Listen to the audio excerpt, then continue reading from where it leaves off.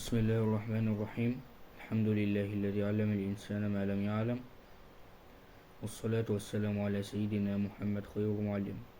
اللهم علمنا ما ينفعنا وانفعنا بما علمتنا وزدنا علما وعملا يا رب العالمين. أهلا بكم في الفيديو الثاني من سلسلة تعليم البرمجة باستخدام لغة بايثون. في الفيديو اللي فات اتكلمنا عن مفهوم البرمجة وليه هنختار بايثون. كمان شفنا تطبيقات عالمية معمولة بيها، لكن دلوقتي جه الوقت التطبيق العملي. النهاردة هنجهز بيئة العمل بتاعتنا وهنكتب أول كود بايثون لينا مع بعض. في الفيديو ده إن شاء الله نتكلم عن إزاي هنشتغل في الكورس، وإزاي هنعمل حساب على المنصة اللي احنا هنشتغل عليها ديت، وهنكتب كمان أول كود لنا بلغة بايثون، وهنعمل هنعرف يعني ايه كومنتس أو التعليقات اللي أنا كنت بستخدمها في الفيديو اللي فات، اللي كنت بعمل لكم كده مثلا أكتب introduction about programming وهكذا. تمام. اول حاجة معانا ازاي هنشتغل في الكورس.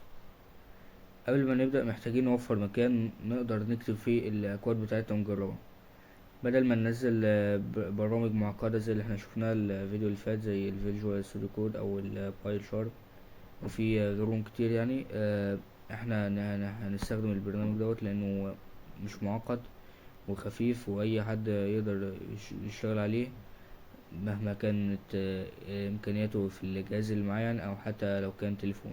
تمام. بدل ما ننزل برنامج معقد هنستخدم موقع ريبلت دوت كوم اللي هو دوت، واللي بيخلينا نكتب الاكواد ونشغلها اونلاين بسهولة وبدون اي تثبيت لبرامج على الجهاز.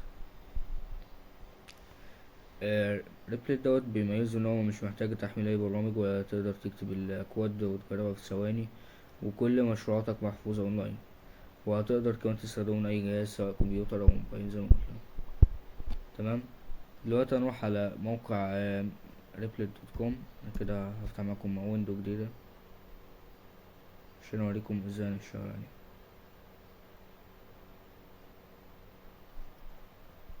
تمام.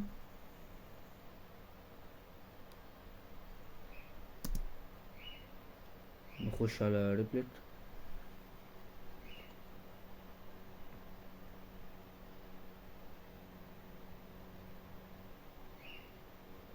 هنا انت لو اوريدي عندك اكونت عليها هتعمل لوجن، بس انت لو معندكش يعني هتعمل ساين ان. طبعا يقول لك نيو تو ريبلت دوس ساين ان. هتعمل اكونت بالايميل او الباسورد، او هتعمل بجوجل لو عايز تختصر في وقت، بس انا عندي حساب هدخله. تمام. انتوا هتدوسوا على ساين اب عادي لو اول مره ليكم. بعد التسجيل هتظهر لك الصفحه الرئيسيه، و مثلا انا ثواني كده هدخل حسابي بس واوريكم هنشتغل ازاي بعد كده. تمام يا جماعه، كده دخلنا على الصفحه الرئيسيه لموقع ريبلت. عشان هنبدا مشروع جديد، هنضغط على create app اللي عندكم ديت. آه و هنختار لغة بايثون.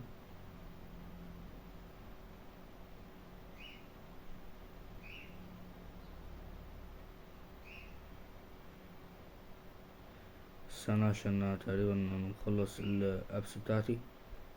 المهم يعني هتختاروا create app، بعد كده هنختار لغة بايثون، وهنسمي اول مشروع لينا وليكن مثلا first python code، او زي ما انا عامل او مسمي اللي انا شغال عليه. تمام. انا هجيب الاب بتاعي وهنكمل نكتب كود مع بعض، وانتوا كمان اعملوا نفس الكلام.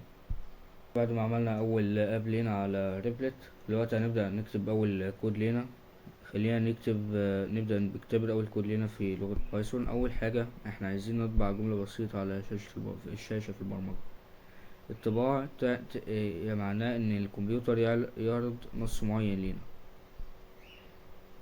احنا بنكتب الكود بالشكل دوت. لسه اعرفكم على السطر الكود دوت اللي انا هكتبه، بس حاولوا تحفظوا الشكل المبدئي ليه. تمام كده احنا كتبنا السطر اللي احنا عايزينه او السطر البرمجي اللي احنا عايزينه، او كتبنا الامر للكمبيوتر عشان يطلع لنا اوتبوت. بعد ما نكتب الكود هنضغط على run علشان نشوف النتيجة وتظهر الجملة على الشاشة زي ما احنا هنشوف دلوقتي، وهي الجملة اللي احنا حطينا بين الدبل كوتس عندنا. تمام برنت ديت اللي احنا استخدمناها اكلمكم عنها شوية. هي اسمها فانكشن في البرمجة، اسمها فانكشن. تمام او اسمها دالة. يعني دالة او فانكشن في بايثون بتستخدم لطباعة اي شيء على الشاشة. ممكن تطبع بيها ارقام، ممكن تطبع بيها نصوص، او حتى ممكن تطبع عليها عمليات حسابية. يعني احنا مش ممكن بس نطبع نصوص زي احنا عملنا، لا ممكن كمان نطبع ارقام.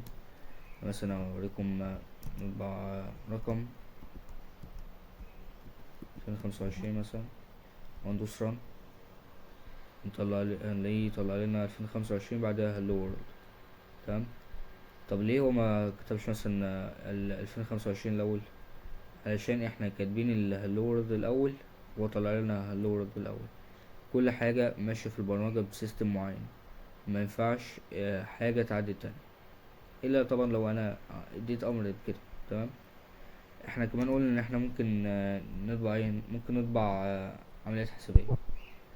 ازاي؟ يعني ممكن مثلا نطبع 10. لا احنا عشان نطبع عمليات حسابية لازم هنحط الشهادة بالكودز وهنكتب الباص 4 مثلا. 10 زائد 4 بيساوي 14. هندوس رن هنلاقيه يطلع لنا 14، لأن هو بينفذ عمليات حسابية وبيطلعها لنا. تمام ممكن نطبع حاجة أعمق من كده، مثلا ممكن نطبع 5 في، تمام 5 في 10 مثلا زائد 50. 5 في 10 ب50 زائد 50 بيساوي 100.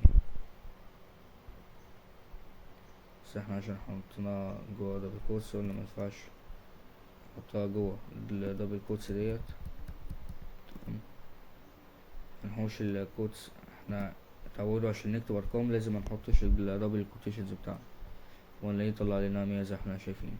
تمام النصوص لازم النصوص زي ما احنا عملنا لازم تتحط جوا علامات تنصيص. تمام عشان تطلع لنا النتيجة السليمة زي كده. اما الارقام هي لازم اصلا ما تتحطلهاش علامات تنصيص.